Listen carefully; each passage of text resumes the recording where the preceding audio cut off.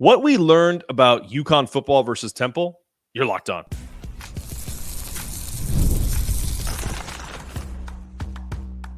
You are Locked On UConn, your daily podcast on the UConn Huskies, part of the Locked On Podcast Network, your team every day.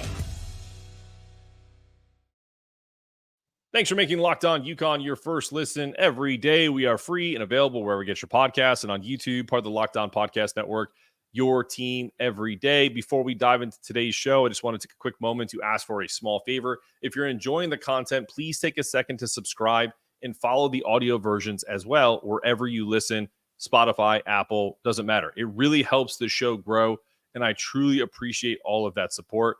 Also, every follow, subscription, download helps create more revenue for UConn NAL. And also, Locked On UConn is donating 10% of all revenue to Bleeding Blue for Good.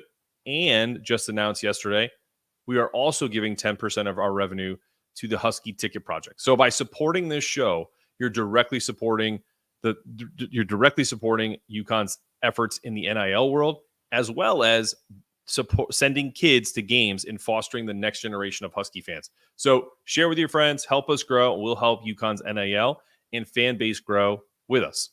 Today's episode is brought to you by FanDuel. Place your first $5 bet and you'll get started with $200 in bonus bets, guaranteed. Visit FanDuel.com to get started. Okay, what did we learn in the Temple game on this Football Friday? Let's bring in our co-hosts as always, Bobby Wilson, Pete Callan of the College Football TNT podcast. Gentlemen, thanks for joining me. I have one question to start. It's been a little bit of time. Obviously, we're on a bye week this week. What did we learn from this Husky team that we didn't know about in that win against Temple with that goal line stand, scoop and score for a touchdown? I'm going to go to Bobby first. What do we learn from this team? Well, the thing that I take away from this is a game we would have lost in the past. Even last season, we would have lost this game. So I'm really encouraged by the result and the guts that the guys showed there down the stretch on the goal line. That last drive offensively, when we needed to score, we went and did it. You can just see the amount of growth that this team and this program has taken. Yes, did we play great? Absolutely not. But when we needed to, when our best was needed, it was there. No, I think you're right. Pete, similar question.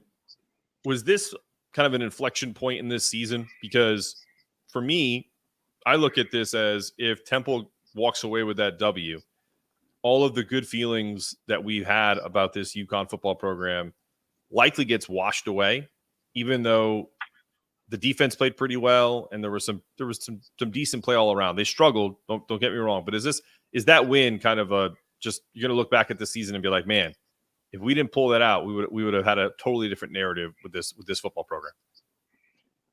I think it's absolutely an inflection point. I think anytime you're trying to build a program to steer its course toward winning, you look for moments like this, for lack of a better term, this kinetic grit to where you apply what you know in terms of what kind of effort you need, particularly in these moments to win. You apply it to action. You apply it to successful action. And anybody that looks back at the history of successful programs that have turned their seasons around, they've turned their programs around, they point to these kinds of moments to say, this is one of the times where we knew this team was different. We knew this team changed the direction and the trajectory that they were going. So absolutely, it's an inflection point for this team, not only for going into the next week, but possibly for seasons moving forward. For sure. Bobby, to kind of play off of that, let's get into a couple of the players in that game and highlight some of their performances. Joey Fiano was okay. He had a solid game. Wasn't too hot, wasn't too cold. He made some great plays down the stretch that helped them eventually pull ahead and win this game. What did you? I don't know if you were on socials that day, but what did you think of kind of the reaction to it not being all roses for Joey Fiano on that day? against a Temple offense, a Temple defense that has been dealt with pretty easily lately. What did you think of Joey's performance and the reaction to it? Was it perfect? Obviously not. I mean, you laid that out perfectly. I mean, there were things he did that he knows that he could have done better, and we all know that as fans, like watching as fans, and I'm sure that he's going to go back to the drawing board, practice this week, and moving forward, he's going to try to perfect his craft and just get things right when needed. Because so far this season, he has been able to step in and fill the role and do a very good job when needed. And I expect that to be the case moving forward. If his name is called, I think he's going to be ready to go. Like you said, when his best was needed there down the stretch on that final drive, he willed us down the field. He had some runs in that drive that you could just see that he was taking it upon himself and like, hey, we got to get this done, and I applaud him for that. Pete, let me ask you this question. Appreciate you, Bobby. That's crystallized that very well, summarized it. One more question on this before we move on. Not necessarily about Joey, but TJ Sheffield was brought into this team to bring in a moniker of professionalism. He's been playing obviously for 4 years. He's a fifth-year senior. Has had touchdowns in the Big Ten at Purdue. Was there kind of like a sigh of relief that he finally kind of broke out? He's done a lot of great things in the punt return game. He's been a good possession receiver, but he really showed his full repertoire against Temple. What did you think of TJ Sheffield's performance and what he brings to this UConn program? I always thought he was capable of this type of performance ever since we reviewed his film last spring. I nicknamed him as being a poor man's Hines Ward, and the types of plays he made at Temple against Temple when Skylar went down exemplified exactly that skill set. From breaking small screens to big gains for touchdowns to catching deep balls with people draped all over him. He was capable of making all those types of plays. Not surprising at all, he broke out. Just like with any other offensive player, you just got to have opportunities to touch the ball and show what you can do. He was given that moment. He was given that role when Skylar went down, and he made the most of it as he was expected to do. So kudos to him. Absolutely. Well, when we return, we're going to talk a little bit about looking ahead to the next few games, including the Wake Forest game next week, Nick Evers' health, and how do you manage this bye week when you're having such a streak of winning and kind of good feelings about the program? So let's take a quick break, and we'll come back and talk about all that with the boys here coming up after this. Ever had a rough morning after a night out? ZBiotics has you covered. ZBiotics pre-alcohol probiotic drink is the world's first genetically engineered probiotic designed to help you feel your best the next day. When you drink, your body produces a toxin byproduct. ZBiotics tackles that by releasing an enzyme that breaks down this byproduct in the gut. I tried it myself one night with friends, and it felt great the next day. Where was this when I was in college? That's kind of what I said. Totally ready to take on the next day and next morning, doing all the podcast stuff, regular work. Make ZBiotics your first drink of the night. Then drink responsibly for 15% off your first order. Head to zbiotics.com/lockedoncollege and use the code LockedOnCollege at checkout.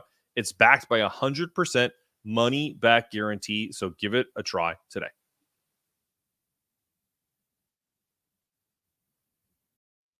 Hey, NFL fans, you can start the season with a big return on FanDuel, America's #1 sportsbook. So when you get a hunch in the middle of the game, you can check out the latest stats, view play-by-play, and so much more on the same page where you place your bets. You'll get started with $200 in bonus bets guaranteed when you place your first $5 bet. That's FanDuel.com to get started.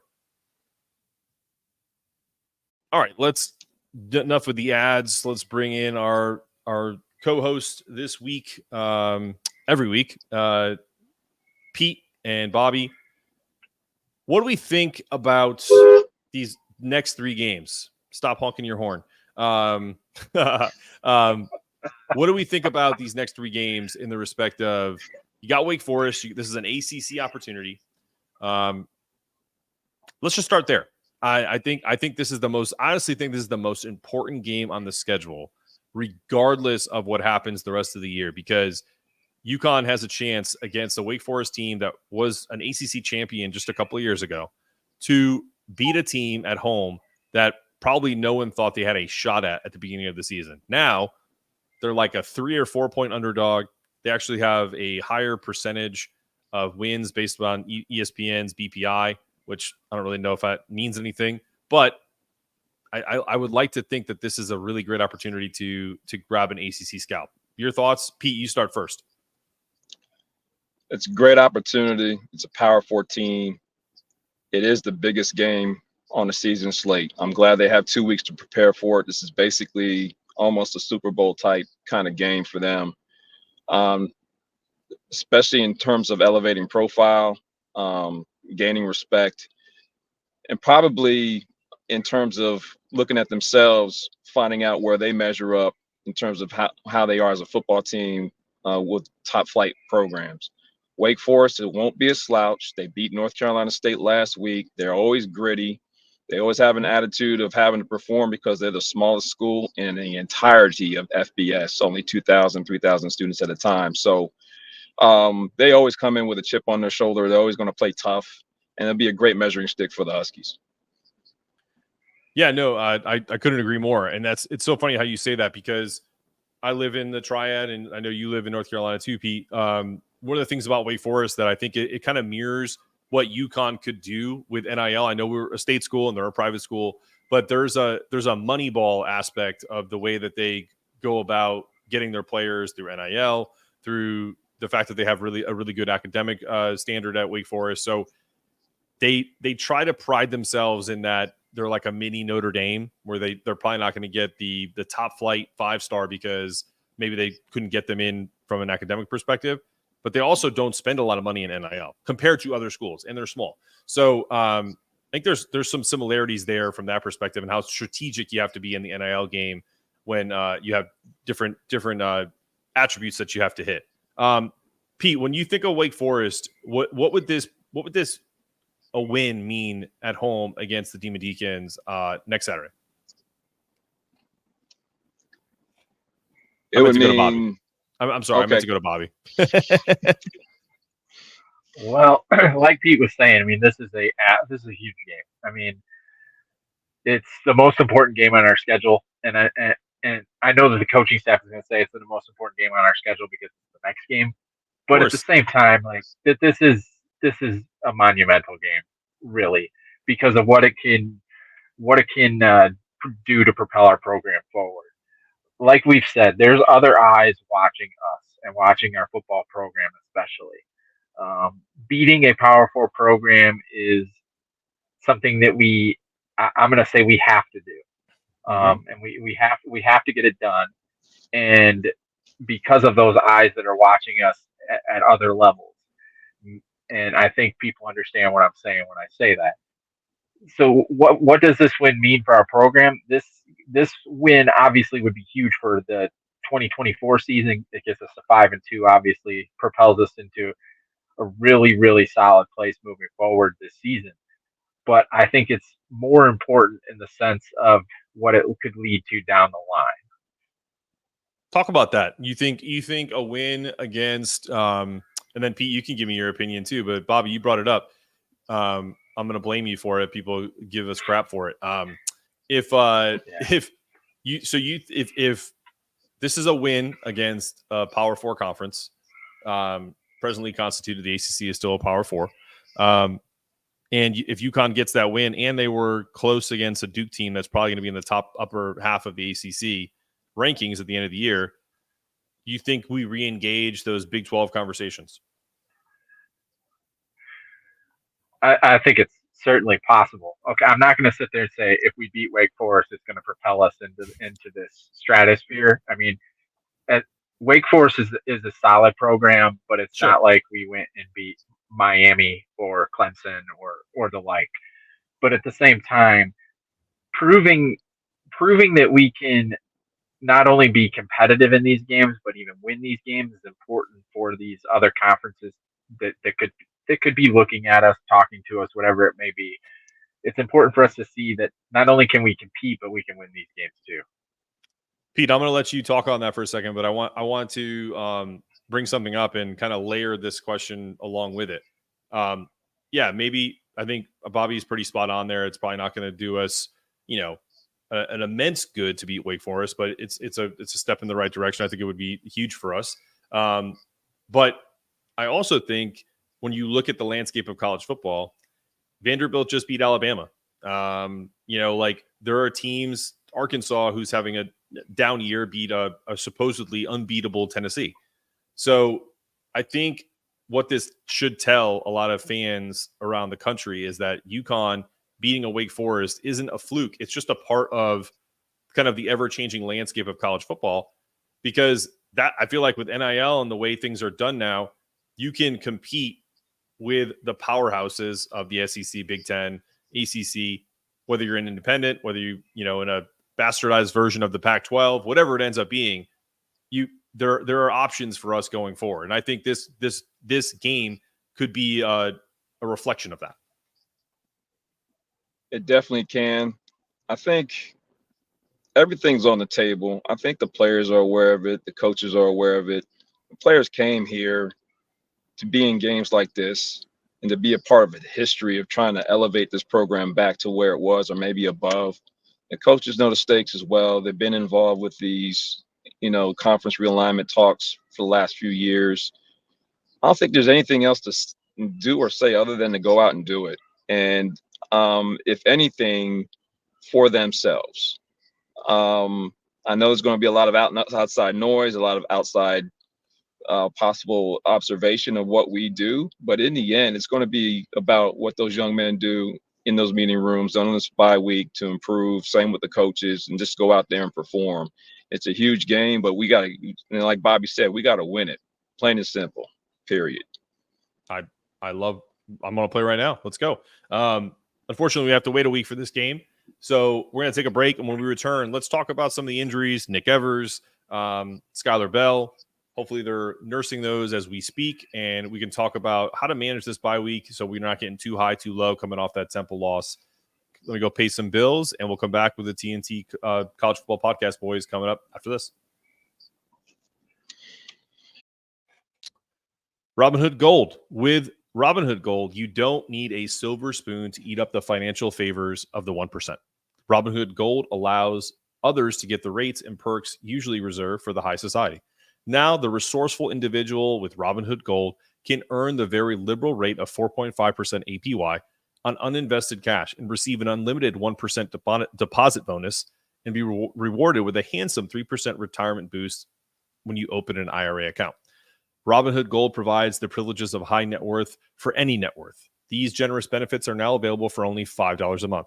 The new gold standard is here with Robinhood Gold. Sign up at robinhood.com/gold. Terms apply. For product specifications and disclosures, visit robinhood.com/gold. Investing involves risk. Rates may change. Gold membership is offered by Robinhood Gold, LLC.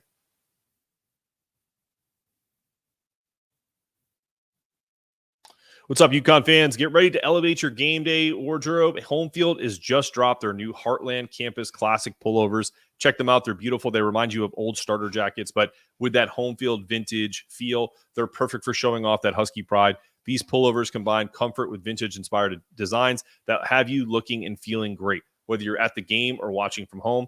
And here's the best part. You can score 15% off your first order with the code UConn24 at checkout. That's my promo code. Just head to homefield.com, grab your favorite new gear, and use promo code UConn24 for 15% off. Don't miss out on this fresh drop. These pullovers they're a chef's kiss. They're beautiful. They're a must-have for any true UConn fan. I think I'm getting mine pretty soon.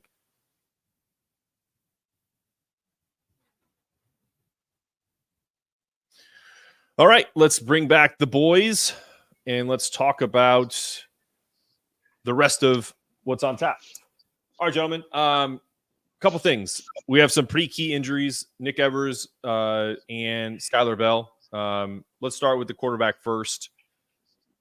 Pete, I'm going to ask you first. We both agreed that Nick Evers, when healthy, and Bobby agrees with this too, that should be playing, and obviously I think he's going to be healthy for the Wake Forest game. Do you think they alter anything about his playing style to protect him from himself? They didn't say he had a concussion last week, but I mean, for all intents and purposes, that's what it looked like, and it was never disclosed. So Bobby and I talked about that last week. First, do me a favor, take it one by one. Do you think it's a little weird that they didn't mention whether he had a concussion? And number two, do you think that they're going to do anything different to protect him from getting a possibly third concussion? It's a little unusual. Might be a little bit of games in terms of not acknowledging what might be there to a lesser extent. And with that said, if he's fine to go, he's fine to go. We got to trust the medical staff and the coaches and what they're doing. In terms of style of play, I know from my own experience what I had to do with my concussion experience.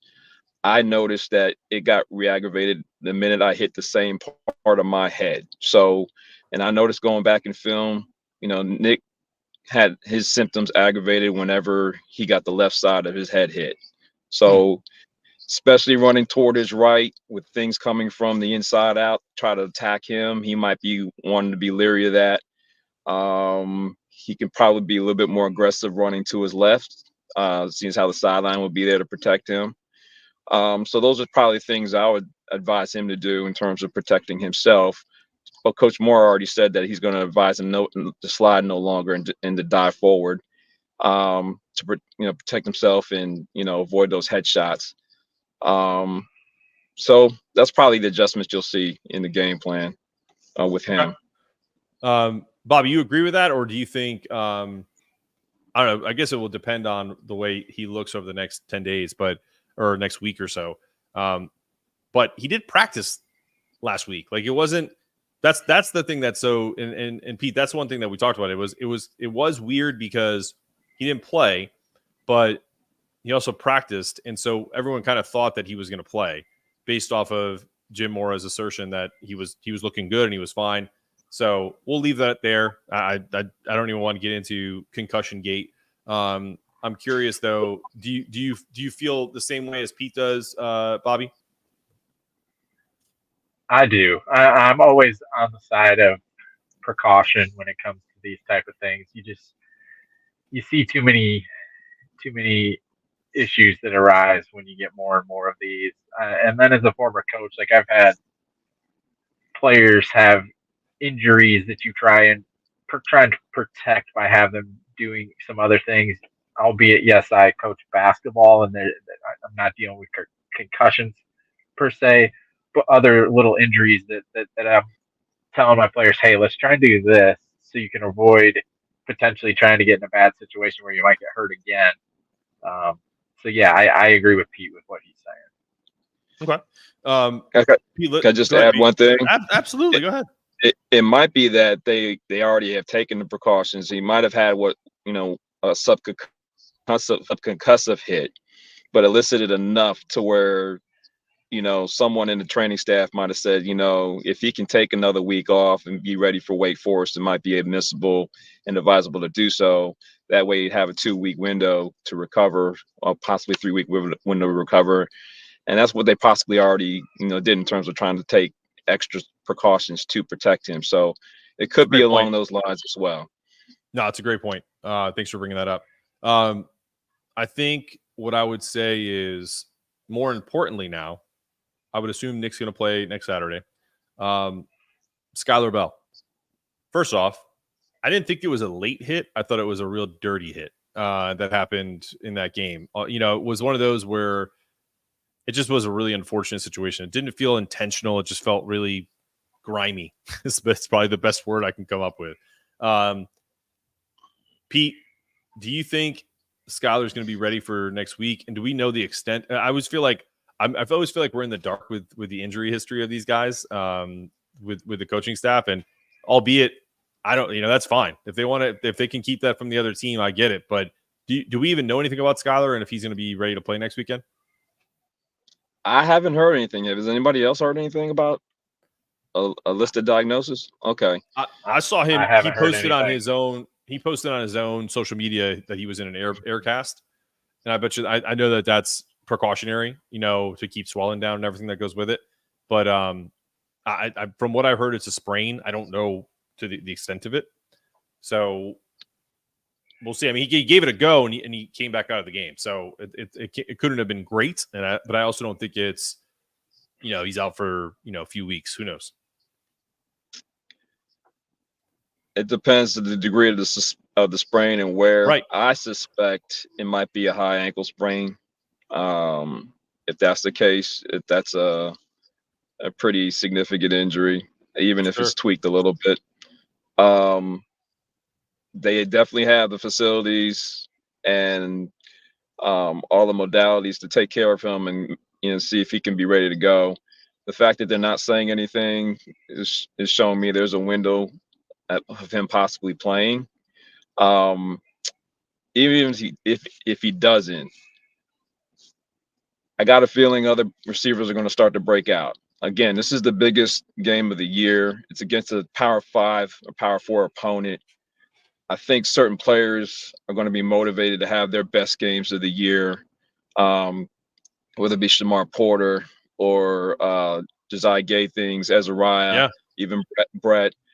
They're going to be amped to play this game. And if Skylar can't go, my opinion is we have 4 other guys that have the talent to be out there and have 100-plus yard receiving games just like TJ and Skylar. And it's going to be about time that they come and show out and see, show Husky Nation what they can do. I got you. Bobby, last question. We're going to go to you and then go to Pete. What are some common mistakes that you have seen over the years after a big win that teams have during a bye week? What can UConn avoid to make sure that they're ready to rock, as Pete just attested to, next Saturday at the Rent? Well, first thing I'll say is, I'm a diehard Detroit Lions fan, and we lost our bye week for years and years and years. So, but at the end of the day, we just got to stay cool, calm, collected. Just go back, self-scout the way that just self-scout some of the things that we can do better, self-scout the things that we're doing well. Let's continue to hit on those things. I just feel like those bye weeks, those off weeks are a great opportunity for you to, one, you can rest a little bit, get healthy. But I as from a coaching perspective, I always looked at those as an opportunity. Okay, how can we get better? How can I get better? And evaluating some of the things that we can put out there to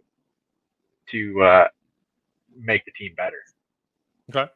Pete, from a player's perspective, what can they do to make sure that they stay sharp mentally and physically during this bye week?